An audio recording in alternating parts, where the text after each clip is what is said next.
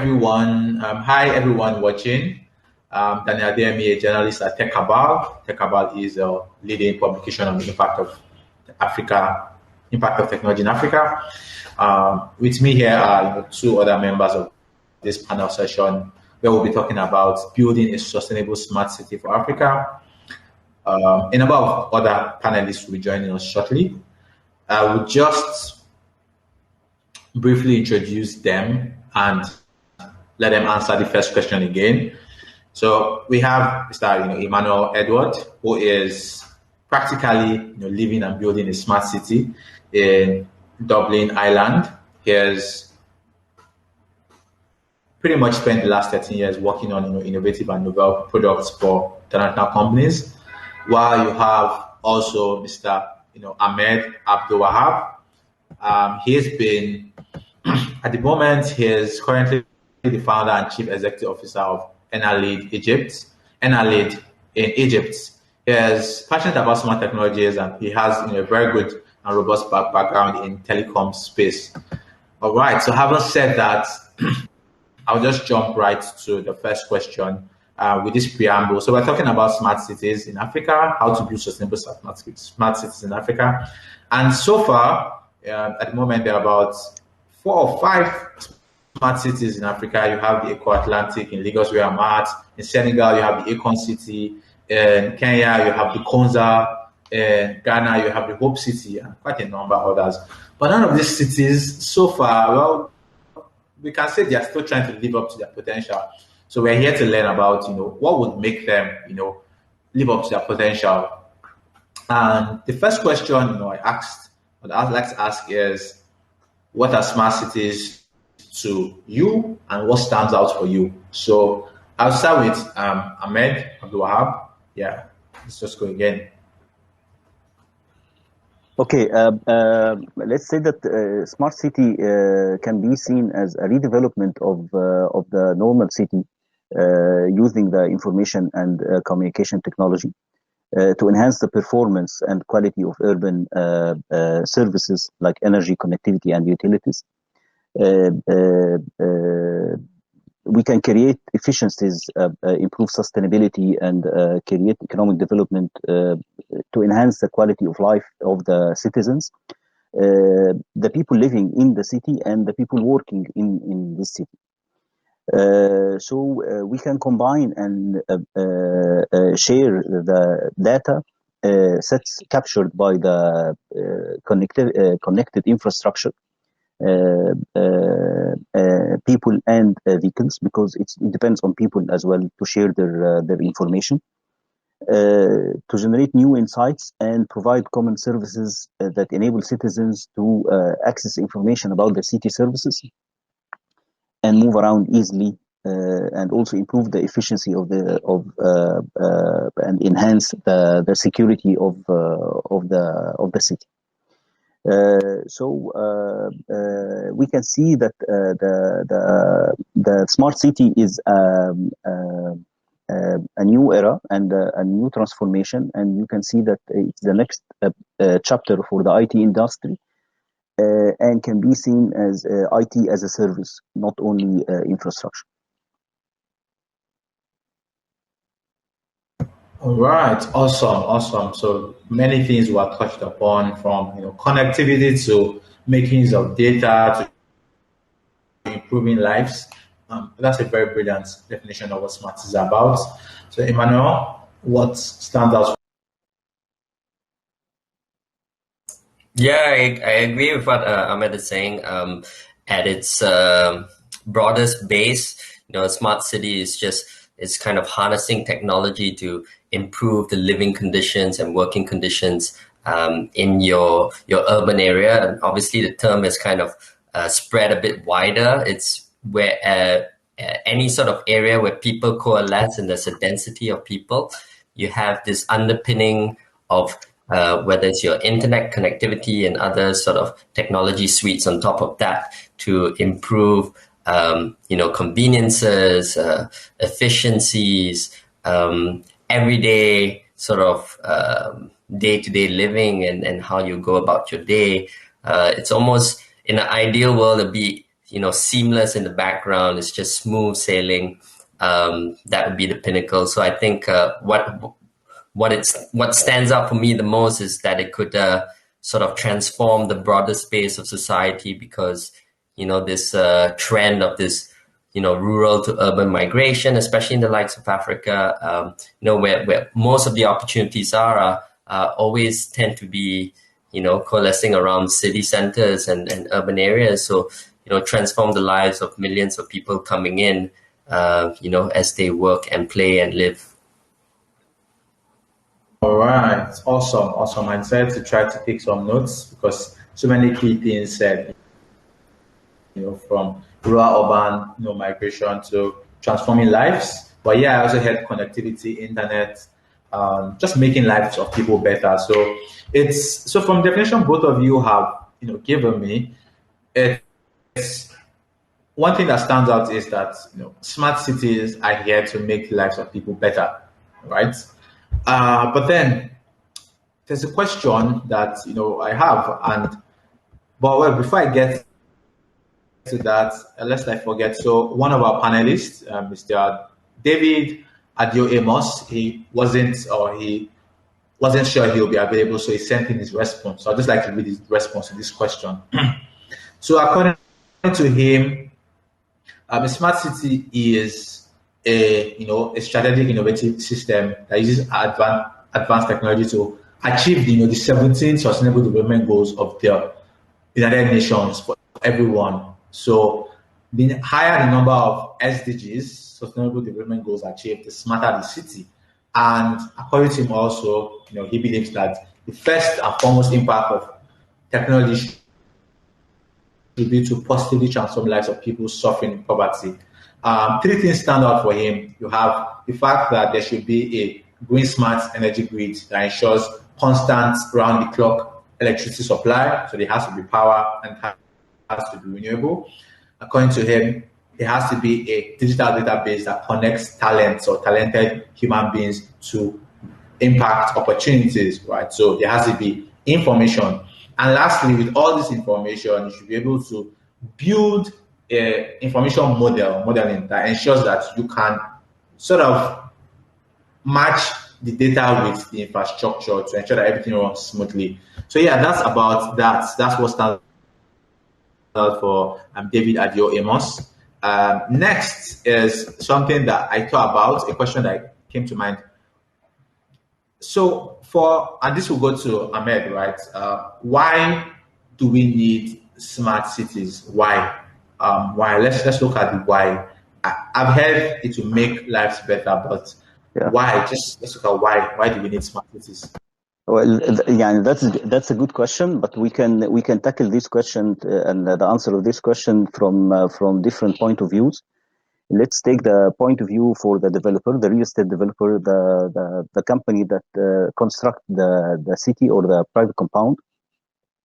They want to reduce their expenses. They want to save the money they pay for the maintenance of the cities, and they want to reduce the number of personnel for the operation of the city. So when you calculate a business case for the smart city, if you go to smart irrigation, smart surveillance, smart lighting, and other smart applications in the smart city, you will reduce the number of personnel significantly.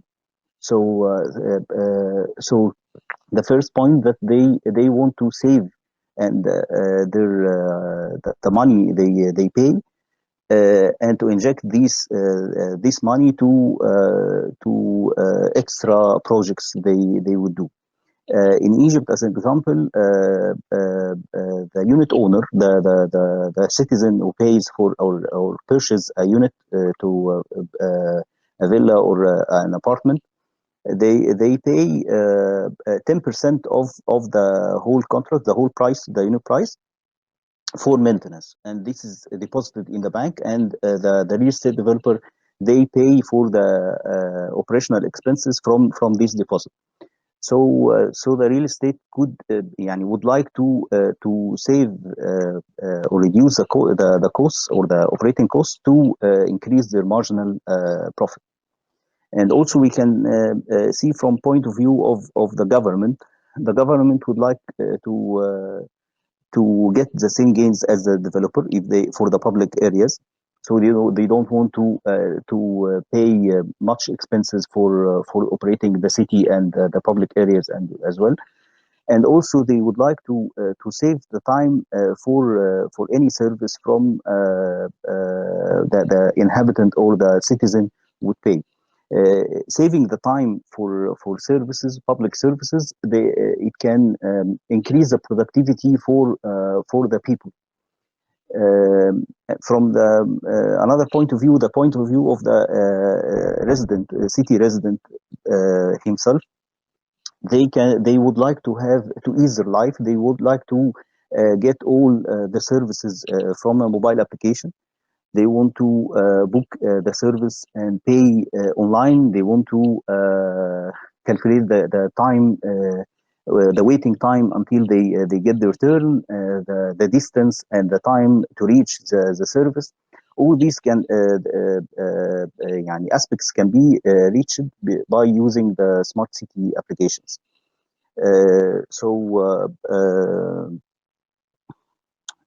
Also, we can check from another point of view the technology company or the telco company. They want to add different services to their portfolio, and they would like not to be foreseen as just a pipe for voice and data. So it's a new field of providing technology services that could generate more enhancement, more economic development for private sector companies as well. Thank you. All right, that was quite robust. So I heard many things, talking about the business case for smart cities. Smart cities is all about making lives better, and it pretty much reduces the operating cost for businesses. Like I've heard before, we're talking about a city where it works, where many things work, from access to electricity around the clock, which reduces the amount that businesses spend on powering themselves, to access to internet and a couple of other things. And he even brings up the point about telecommunication companies, where it's an opportunity for them to also expand their portfolio outside of just providing voice service. So that's a very brilliant response. So we need smart cities for many reasons, because it makes our lives better. Really, that's it. This next question came up, and it's good. Henning just joined while. Henning just joined while Ahmed was talking. Henning is an architect living in South Africa. He's completed project experience in about 19 countries in Africa and also in Brazil. Yeah, so the question here is, should we be building from scratch or revamping existing cities? So Edward lives in a smart city that was, we revamped an existing city to become a smart city. In Africa, we are building other smart cities from scratch, right? New plot of land. So I think Edward should go first, right? Should we be building from scratch, or should we, revamp existing cities to become smart cities? Edward, then after Edward, heading. Yeah, for sure. I think it's like our pre-conversations, it's really dependent on the scenario for each place. For our case in Dublin, obviously it's a city which has, existing infrastructure, and there's a lot of legacy issues behind that. So it's at the same time, there was the density of people, of course, and then there are three other kind of primary stakeholders or actors that we talk about that contribute to a smart city. So that includes your academia, the people from the universities, the researchers. You also have, the residents, as mentioned, the public sector, and the startups and multinationals as well. So it just so happens where we were based in Docklands, it had a nice sort of come together of these four stakeholder groups. So it made sense to use that to that combination of actors as the starting point of the test bid. So with using the Docklands as a test bid, trialing different solutions and to address challenges, we get to scale that up to other parts of the cities and to new locations. So I think it works for us. In our scenario, it might not necessarily work in other locations,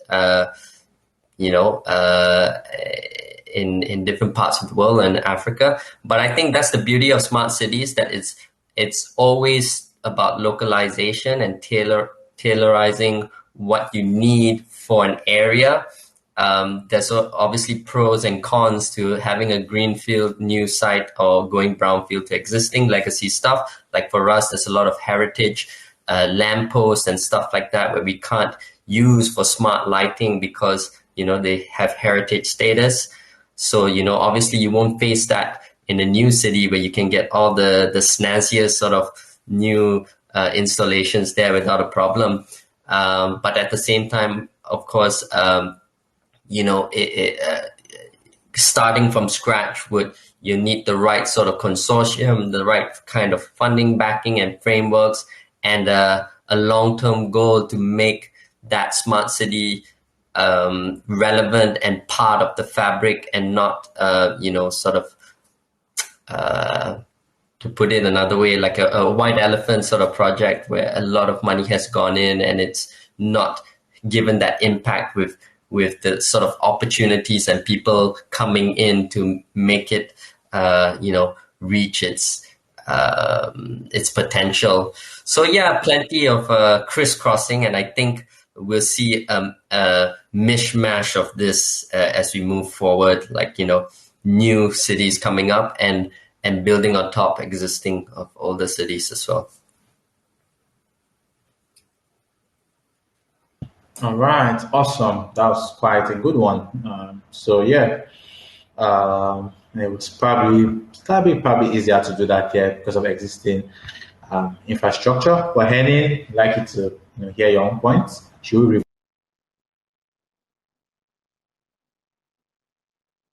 Can't hear you. Can you hear him? No. No. Okay. You might want to check if you've enabled your giving access to your camera and microphone up. Up. You're giving access. All right. Okay. Well, we'll probably get back to him when he has that sorted out. So from Edward's perspective, he's saying that, of course, the beauty of smart cities is that there's no one size that fits all. For them, in their own case, it made sense to actually revamp an existing city. But in Africa, based on the infrastructure available, it might be better to actually build from scratch, right? Even though it's more expensive. So my next question was one that I had for Henning and David Amos. Fortunately, David sent in his response. And the question is simply this: how does it benefit the poor? Right? How does it solve the problem of housing issues and feeding people? And according to David Amos' response, he says that with smart cities, you can utilize technology to connect people with employment opportunities. You can use this technology to create a synergy between different sectors, right? And he talks about how it's pretty much around being more efficient, right? being more efficient with the resources we have. That's the key thing I'm hearing from him. Being more efficient. So by being more efficient with the resources we have in these smart cities, it benefits other people. And I think this question is very important because I know for certain smart cities, at least the ones in Africa, are very expensive. And they are not for the everyday man. Right? For example, Eco Atlantic, very expensive actually. They sell the houses in like a lot of dollars actually. Number of dollars ask because it's that expensive. But yeah, so what I'm hearing is that it's all about efficiency. And when Henning come back, I know we had a conversation before this, where Henning, he really went, he did a very good, he gave a really good explanation of how it all connects. But that's pending when he comes back. So I'll just jump right to the next question, which is directed back at Ahmed, which is one thing that has been said is that I know that one thing that people have spoken about is connectivity. So connectivity is something that is important about smart cities. When we talk about connectivity, we talk about telecommunication companies. So looking at what role do these companies play and how can they take advantage of this smart cities initiative, because it seems like at the heart of smart cities, they're talking about connectivity, both in terms of voice and in terms of internet. What role do they play, and how can they take advantage? How can they be at the forefront of this whole? Yeah. So this is Ahmed. Okay, the telcos all over the world, they have a challenge that they are being foreseen as a pipe of connectivity, just pipe for the communication, and they are losing the real customer, which is the content and the services to other technology companies like the hyperscalers, Google, Microsoft, Amazon, and Facebook. So and also Netflix and all the platforms for the media. So the telcos would like to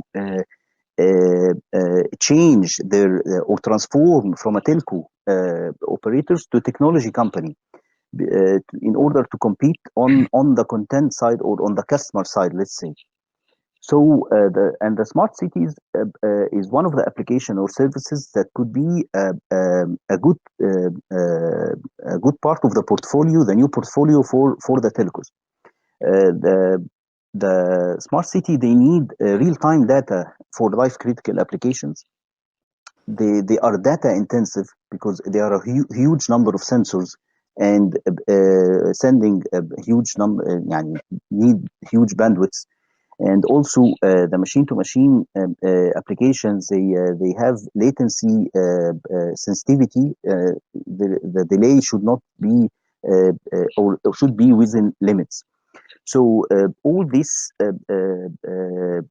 restrictions or challenges could support that the telco get into this service because they have the experience, they have the staff, the calibers to implement all these applications. And we are talking about telcos, we can say that fixed telcos, so they can have fiber to home, or we can see the future for the 5G introduction. The 5G would enable all these challenges to the service because it can support very high speed. They can support the huge bandwidths, and also they can the operating cost of the 5G is less than the 4G and 3G. So it will be a new era for the smart city and the 5G, and the telcos should get involved with and be prepared to study and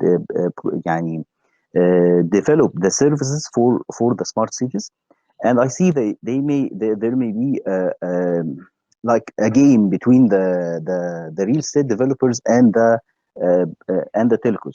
Who would be the main player in the smart city? Because the developer has the city itself, they can deploy all the infrastructure that is needed, and they can engage and hire small startups and technology companies to provide the applications for the smart city. But still, they have a weak point, which is they don't have the calibers. So either they build the calibers, and this could take time. And still, the management of these cities, they are not a technology experienced personnel, so they may have a challenge in getting into this technology. And also the other side, the telcos, they are still synced or not all the personnel in the telcos, they foresee the future of other services than voice and data. So I think there should be a collaboration between the telcos and the real estate developers in order to develop the smart city applications in the near future. Thank you. All right, awesome. Thank you. Thank you very much. That was very insightful. So I heard many things, talking about. I think the first thing that struck me was that for telcos to actually, contribute and play a bigger role, they need to think bigger, to think about themselves as tech companies, be able to support properly in terms of infrastructure, and there's also a need for a partnership between them and real estate companies. Welcome, Mr. David Adioyemos. Can you mute? I think you mute when and now with the mic so that we can hear. So I've been reading out his responses. So Mr. David Adioyemos is an architect and a green innovation strategist. Yes, yeah. All right. So Henning, is your mic good now? I'm on a different device. Can you hear me? Can you hear awesome. me? Finally. Oh, great. Okay. Yes, you can hear you. All right. We can hear you. Perfect. All right. So we have, so I think you can just quickly comment on whether we should be building smart cities from scratch or revamping them. Or then also the question that we asked was, how do smart cities benefit the poor, right? Okay, so I think this is for Henning. yeah. You can just comment briefly on. Okay. Thank you. Look, I don't think it's a question of should or shouldn't we. Africa is urbanizing at a rate of there's just tremendous numbers. If you speak to different planners, some people say 1 million people a month have to be urbanized. Other people say it's 1 million people a week that have to be urbanized. So whether or not we choose to build cities, they are building themselves. The population growth is just pushing through. And we are, in fact, creating new cities, whether they are planned or not. So I think this massive population growth is there. It forms cities. It forms expansions to cities. And in fact, African cities are growing, unlike cities in parts of Europe and other parts of the world. So I don't think it's a question of should we be building new. We are building new. Having said that, the benefits are massive in terms of potentially empowering citizens.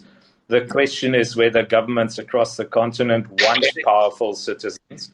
The question is if most citizens want services, but do they want to be found? Do they want to be taxpayers? Because government can also reach into you. Is the sound working? All right, awesome. I heard you. Awesome. Perfect. All right. So, Mr. David, all right. Awesome. So please mute your mic so I know where it's coming from. Please mute your mic. Mute. Okay, awesome. So Mr. David, I'd like to ask, how do smart cities? Hello. So we'll just jump right away and talk about why don't smart cities work, right? Why don't smart cities work? And Mr. David, if you're here, why don't smart cities work?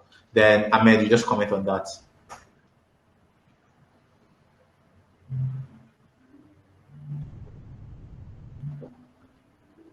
Mr. David, can you hear me?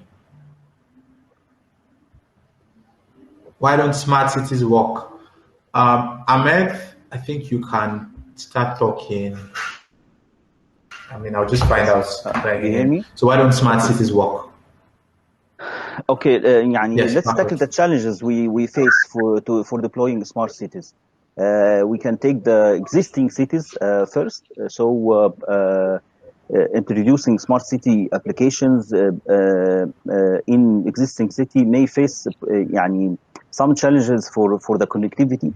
So if you don't have an already deployed fiber connectivity in this city, you will be you may face some challenges. And here comes the opportunity for telco mobile operators and the 5G, because they will deploy they can deploy the essential, as we said, the essential bandwidths and speed for the smart city applications over the 5G. Still, the telcos are moving slowly towards smart services, as I said, because they are concentrating on just voice and data up till now. But this is an opportunity for them to tackle the challenges we have spoken about in the previous question. Also we can see the challenge for the initial investment. So to get smart city, you have to deploy data centers, you have to train and hire operational staff and get purchase equipment to support the smart city applications and the storage for the big data that you will collect. So this may be a challenge for the real estate developer, and they may not be anticipating the demand for this service up till now. So they may not be interested in doing this initial investment until the smart city is mature. And for the governments, they may have budget constraints, and there is no surplus for the budget to introduce a smart city, even though the smart city would save operating costs, and also the resources of the country, the energy, the time, all these resources, valuable resources, can be saved using the smart city. And also we can take the citizens or the residents' point of view. They may not be willing to be always monitored. Their behavior is always recorded. And so it may, they may be reluctant of engaging or opt-in the services for the smart city. If you take smart surveillance as an example, cameras all over the city, and these cameras could have a focus on inside the garden of one house or something. So even if you get the operation stuff in the smart city, if they get some masking on these video management systems, you cannot be sure that the operational staff can remove this mask and look into the garden. So there should be some regulations in the law to enforce the privacy of the customers or of the residents, in order not to be used in blackmailing, maybe, or something. So these challenges can be enforcing or pushing back the smart city applications from being deployed or in wide range. Okay, awesome. That was great. So we're talking about the fact that it requires a lot of investments to collaboration between the government and the different stakeholders. Interestingly, I also asked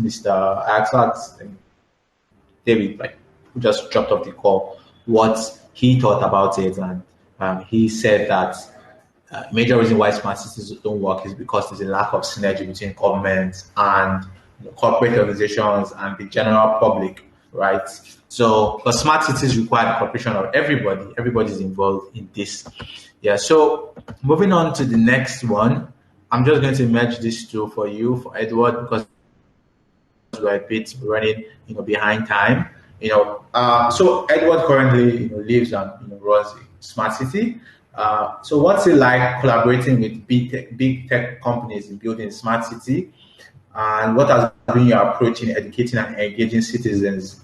And the reason I'm asking is because smart cities are a product of different entities coming together, right? And also, one thing that became clear in a conversation we had before this panel session was, yes, you can have a smart city, but how do you educate older folks or persons that are tech savvy to know how to take advantage of the different amenities in a smart city? So, Edward, to you, what's it like collaborating with big tech companies, and how do you educate and engage citizens?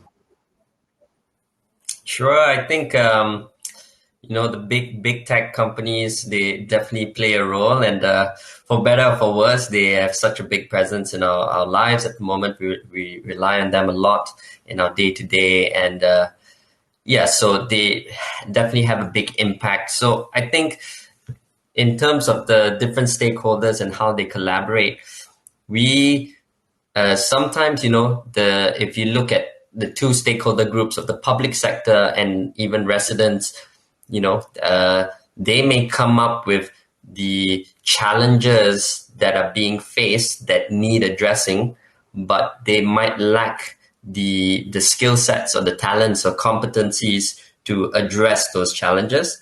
So that's where you have to look at the two other stakeholder groups, where it's the academics, research, as well as industry, which is your big tech companies and your startups as well, to provide the competency to address those challenges. So they definitely play a big role. Specifically for big tech, they have huge resources behind them to look to address certain concerns. For example, going back to the concept of having robust internet connectivity, where the telcos were usually the players who were working with the cable operators, laying the cables to connect our internet.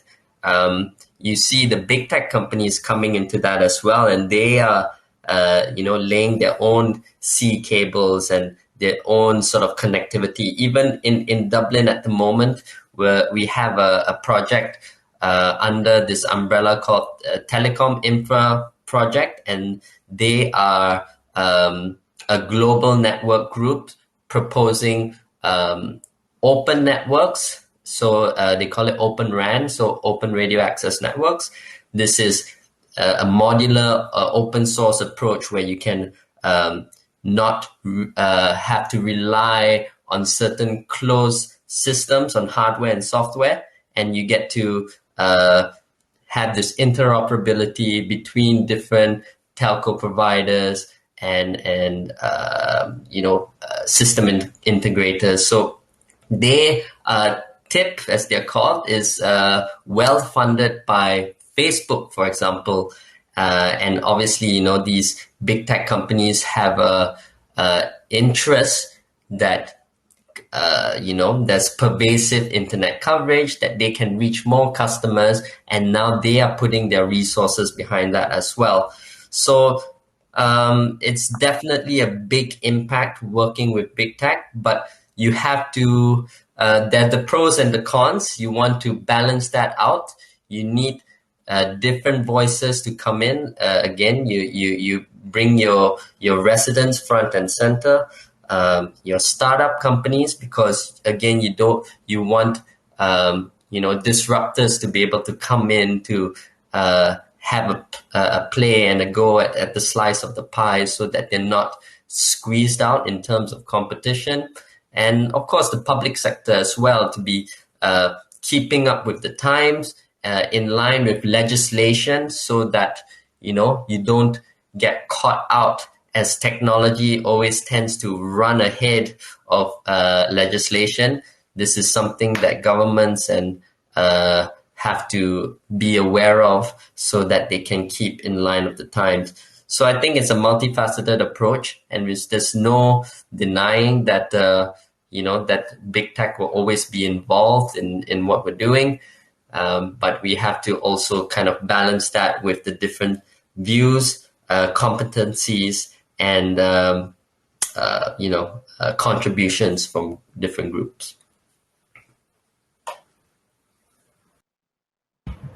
All right, awesome. That's a very insightful, especially the part where you talk about the fact that yes, these big tech companies are contributing, but you don't want it to be such that they dominate, and then there's no room for smaller companies or other disruptors to come and contribute, right? Because these smart cities are not a monopoly or a pet project of just one or two big tech companies, right? It's supposed to be for the people, right?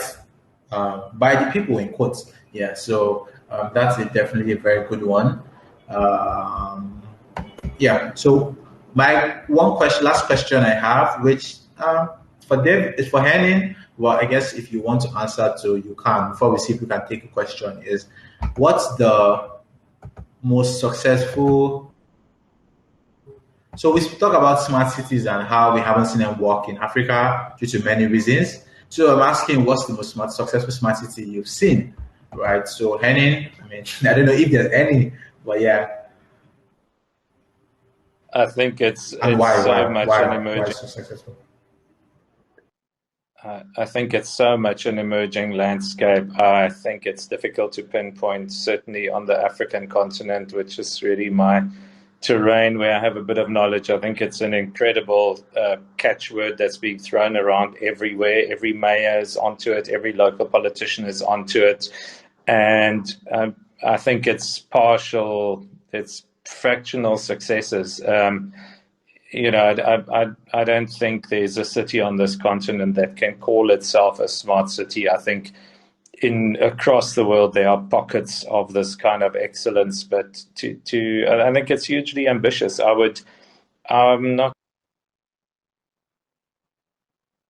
of systems and devices and buy-in, and you need to build so much from starting from the social compact, which is the relationship between citizens to power and authority and government, and there we are.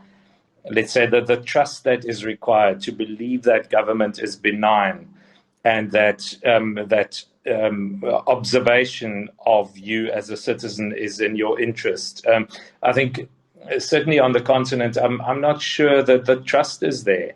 I think there's a huge distrust between citizens and government with a capital G, around like an alienated relationship where government is seen as a power wielder and citizens experience their daily life as victims of powerful people who give very little of a damn about what daily life is like. So I think it's, so one can celebrate these technology successes, but they're in pockets. I think it's an exciting thing. It's an amazing landscape to work into, and the benefits that technology-driven data management and actually better decision-making can probably much more keenly be felt in African cities, because you are doing huge improvements from often a zero base. So the actual impact can be measured. But can I point to a city that is a smart city? I don't think so. I don't know everything, but I don't think it's happening. The work, and I am an architect, but I'm actually speaking as a citizen of this continent as well. The important work is that of building trust, taking citizens seriously, and working with citizens, because smart cities are for smart citizens. Everybody wants better service delivery and everybody wants better decision making. And one thing that maybe is not our strength on this continent is systems thinking. Systems thinking is not what we are particularly good at. And in the integrative power of technology, I think systems thinking can be encouraged.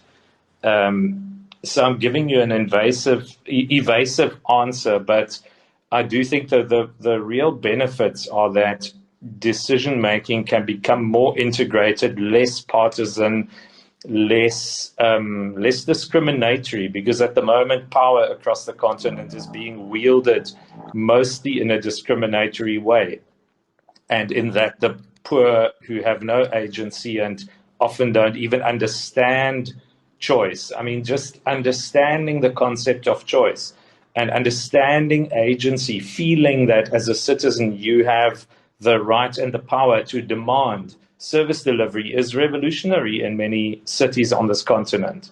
So technology can achieve that, but the question is whether citizens actually know what to ask for. So where does the expectation arise? And so I'm going far and wide here, but I think the terrain is an incredible one for the empowerment of citizens who, quite frankly, get treated on average really badly. You know, you look at the broken traffic systems, you look at the congestion in cities like Nairobi. I mean, it's been congested forever. Has anything been done to actually just deal with that? Not really. So when is that going to change? Not sure. So that, you know, I think citizens on the continent aren't nearly demanding enough. So people are angry and despondent, but they don't turn those into demands. Citizens don't believe broadly that voting makes a difference. And maybe the greatest thing about this emerging technology and the power it can give citizens is that it will allow citizens to understand that they are powerful and that they can make demands and that those demands matter. I think those are the good things. I don't think a smart city exists. I'm not sure if it exists in the world. I think there are areas in some cities that are increasingly networked. But it's always driven by spending power and by, you know, where's benign government? I think it's starting. But where does benign government comes from? It comes from governments that are held to account by citizens who are powerful. We're not a continent of powerful citizens in the way we relate to power and in the way we believe we can hold our space. So my position is not a pessimistic one. I think the potential for change is massive, and Africa is probably one of the best places to measure it soon. Give it a few years. That's really what I wanted to add. All right, awesome. Looks like time is up. Anyone in the audience have a question? I don't know if we can take one question. I should have put that out earlier so that questions might have come in. I'm not sure when we'll be kicked off. But considering the fact that session went live a little bit late, I don't know if we have some period of grace. Does anyone have a question in the audience? Anyone question? By the way, I don't know if any of our panelists, if you've seen maybe a smart city that you admire or you think they're doing a great work, maybe not necessarily in Africa, right? Around the world, right? Mr. David Amos sent in, he said, you know, Dubai, he thinks that Dubai is really have done a bit well for themselves, converting some of the, you know, crude oil, petrol money, you know, to invest in smart cities. But yeah, anyone? Edward, I feel like you're biased. You'll probably call smart Docklands, but yeah. So, what's the smart city that you're seeing that you're proud of, or you think maybe they are heading somewhere. Maybe they're not successful. Might be too much. For sure, like there's the holy grail of smart cities where, there's this utopia, everything's connected, people are living happy, gracious lives. And I mean, we're all trying to build towards that. And yeah, we have some positive things, for example, in Smart Dublin, Smart Docklands, and then obviously things that we have to work on, like any other place around the world. It's always a work in progress and spectrums and different levels to this. Again, like from our point of view, there's always there's the balance, I'd say, of having this, let's say the citizen engagement is so important, and then having to draw a line in the consultative process, and also having a population that understands that your opinion having been expressed might not be the choice outcome when you get quote unquote outvoted. It's a work in progress that you're not going to please everybody, and then it's going to go back into this rabbit hole of ethics. But so there's definitely things that we're doing great, and great examples around the world, especially when you have resources and money backing it. But there are lots of ways to improve as well. And I think if we put that citizen-centric focus, like what can we do to improve the broadest baseline of people, put that in the forefront, I don't think you can go wrong, because that will feed into everything else. Your way of living, your economy. If you lift the base, a rising tide lifts all boats. Let's put it that way. Yeah. All right. Awesome. That's brilliant. Someone just asked, Musa Iguda says, how can small entrepreneur benefit from smart cities? Who wants to take that? By the way, there's a handout by by David Adio. He put out his presentation for this event. This is for the audience. Just click on the handout and download the PDF. But yeah, anyone wants to answer that? How can small entrepreneurs benefit from smart cities? I believe emphasis on small entrepreneurs, not big. Yeah, SMEs, I guess. Anyone have a response to that? How small entrepreneurs can benefit from smart cities? Anyone? Power. Well, okay. I can add something there. I guess, again, it's you have to, I think as with any sort of startup endeavor, or you're starting a company, you have to find where the pain points are. And if the pain points are large enough that people are willing to let's say pay for it, so you need to carve out such a niche to and address a pain point where your customer, whether it's a local government actor or a property developer or something, you can shine the spotlight there and say, like, I'm going to help you save costs. It's always about saving costs or having some margin or making something there. So if you can find your pain point and have your first proof of concept runs with your initial early adopters, then then you're in a good space to continue. So you have to, I guess, you start by building your networks, start to the basics, looking at the pain points first. You're addressing the right things. Once you have a fit there, look at the first potential customers to trial it out with them and see if it's painful enough that they're willing to sign you on. and then build from there. I mean, that's a long shot of it. Hopefully that's helpful. I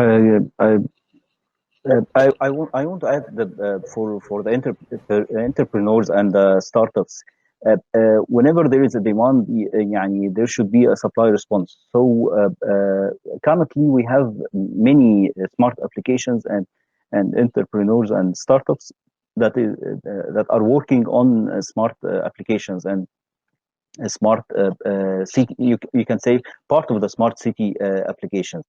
You find Uber, it's a smart application for transportation. So they don't own any car, but they have the connectivity, the connections between the drivers and their cars and the riders or the customers. Yeah. So this part of an example for smart city. Also there. In Egypt, we have smart transportations for buses. We have companies like Uber, but for buses. Also, there are some companies for transferring goods. So if you want to transfer your furniture, you transfer any huge stuff, so you can just book your service on smart applications. I see there is a lot of potential for startups and entrepreneurs to get into the smart city applications and service, but there is an important enabler that that authorities should do to enable the smart city deployment and smart city applications and service deployment. The regulations, the authorities should regulate the operations of smart city and smart city applications in order not to be in a situation where the service provider have disputes with the customer or the user. And you can see that this would be would increase the reluctance for the users to use the service. So terms and conditions should apply, and also regulation.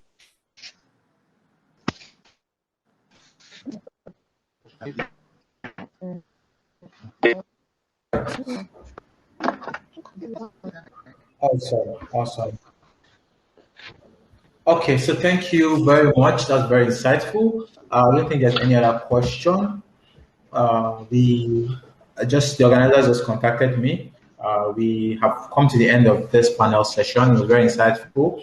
Just to wrap up what I said, I heard for small entrepreneurs, the key thing is actually to solve pain points, and also the government is there to actually there should be regulations that back that up, but solve important issues. Whether it's smart cities or end our city, really. I mean, if you're to actually benefit as a business owner, the key thing is actually to solve problems, right? Look for issues and solve them. And also, like Ahmed said, regulation is also important to back you up.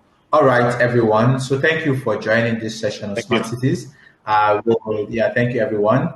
This has been quite enlightening. Thank you.